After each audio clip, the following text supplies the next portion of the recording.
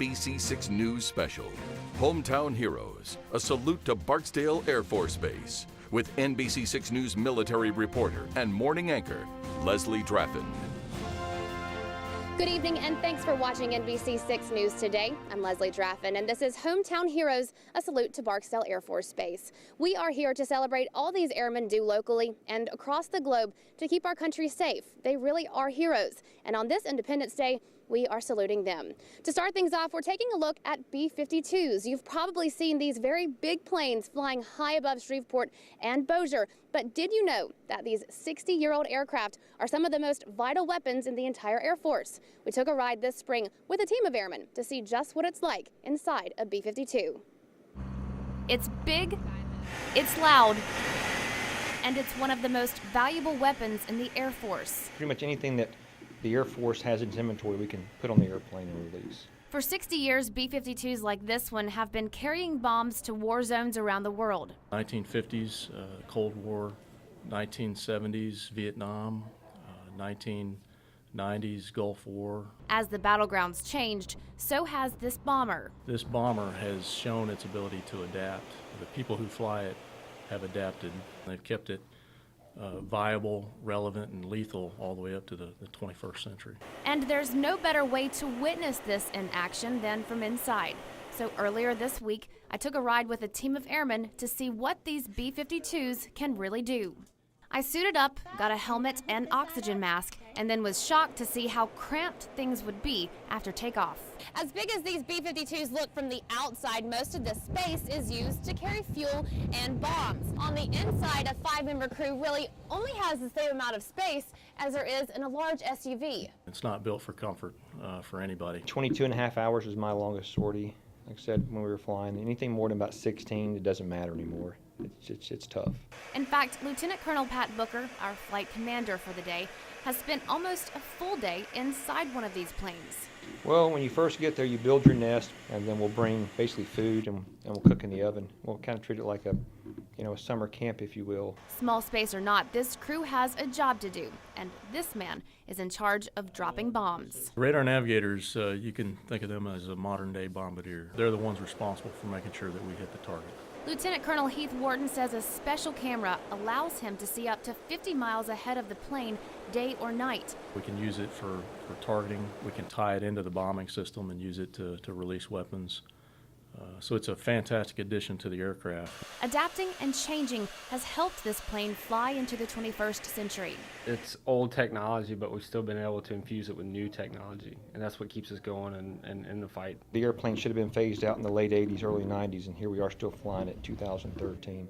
So it's going to be around for quite some time. It's easy to say that the B-52 is one of the most influential combat weapon systems that are in the Air Force inventory. Making these airmen important parts of a mission that's keeping us safe. Flying high above Barksdale in that B-52 is definitely an experience I will remember forever, as will my photographer for that day, Joel Rogers, because it was the first time he'd ever been in a plane. Now, B-52s, their main purpose is to carry and drop bombs. And for the first time in Air Force history, a reserve wing has now been certified to carry on that nuclear mission. And that is, of course, the 307th right here at Barksdale. Barksdale's 307th Reserve Unit is taking off into the history books. The group is the first of its kind ever certified to handle nuclear weapons. Providing a safe, secure, and effective nuclear arsenal is our #1 priority. It took years of hard work, but 307th Commander Colonel Jonathan Ellis says that's because there's no room for error. Failure is not an option. We have no choice but to do this right. And they did. Ellis says the group passed this week's initial nuclear surety inspection with flying colors. Now they are fully capable of supporting any mission here on Barksdale and beyond. Now we're a full mission partner with the 2nd Bomb Wing as opposed to mostly a mission partner with the 2nd Bomb Wing. Getting to this point meant tackling obstacles unique to reserve units. Inspected. Good on top. Mainly keeping track of airmen who have high security clearance but aren't here every day. Monitoring is very difficult, and that was one of the significant challenges to the reserves doing this mission before. They also needed reservists who could dedicate their time to training. My reservists in the 343rd Bomb Squadron give 5 days a month, whereas the average reservist gives the 1 weekend a month. So that was one of the things that kept the reserves out of the nuclear business for a while, is whether we could make that commitment. A commitment to learning something most had never done before. Fortunately, help was right down the flight line. The training, the certifications, getting all those things in place has taken a full team effort. 2nd Bomb Wing Airmen taught these crews everything they needed to know about nuclear weapons.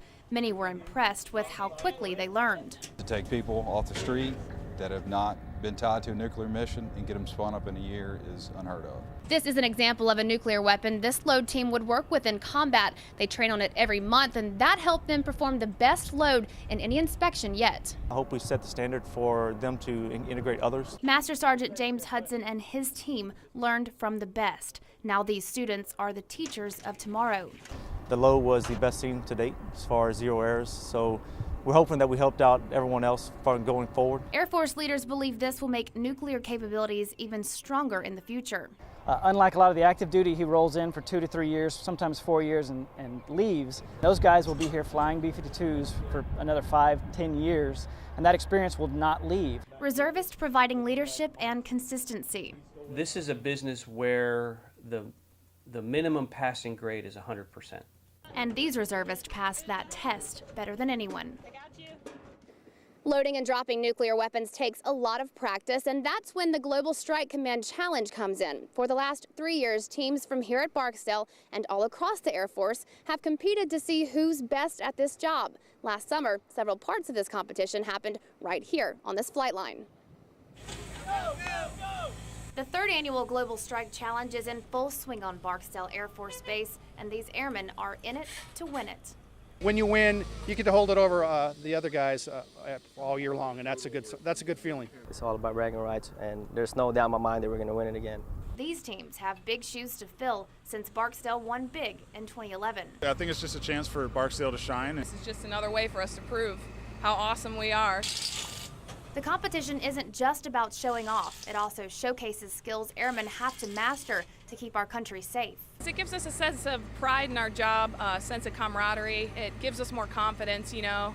If we can do this really well, then we feel confident for real life, real world situations. This is the bomb building part of the competition, and the airmen you see behind me are actually trying to defend their title, the title they won last year. Practice has been, pretty intense. We've been out here loading, in the heat. So, like I said, that's what's going to make us go over the top again and win it. Practice makes perfect. What you see behind us is exactly the same job they're going to do in any deployed location for bombers, fighters, throughout the Air Force. Bomb building teams have an hour to assemble these GPS-guided weapons. It's an event A1C Ben Follensby knows well since he helped Barksdale win last year. It was awesome. Definitely something I wish I could do again. Now he's watching from the stands. It's fun. It's refreshing to not have to be there sweating, doing all the hard work. Now another team of airmen will take the bombs we just saw being built and load them onto this B-52. It's a competition they won last year, and they hope to defend their title once again. We're second to none, and we're the best bomber squadron in the United States Air Force. It's hard work, but Tech Sergeant Ryan Asaria is ready to prove Barksdale has what it takes to come out on top. It's just been an honor to be part of this team because, number one, we were handpicked, and there's no doubt that we are the best loaders, not only 2nd Bomb Wing, but also in the Global Strike Command. And while there's no shortage of confidence here, now they'll have to practice their patience. In November, results from last year's Global Strike Challenge came in, and teams from Barksdale won several awards, including the Mitchell Trophy for Best Bomb and the Linebacker Trophy for Best B-52 Squadron. Now, the Global Strike Challenge has actually been affected by those sequester cuts. It isn't happening this year, and there's no word on if it will continue happening in the future. Coming up, after more than 50 years on Barksdale, the 917th Fighter Group is shutting down. See how this is affecting military families next.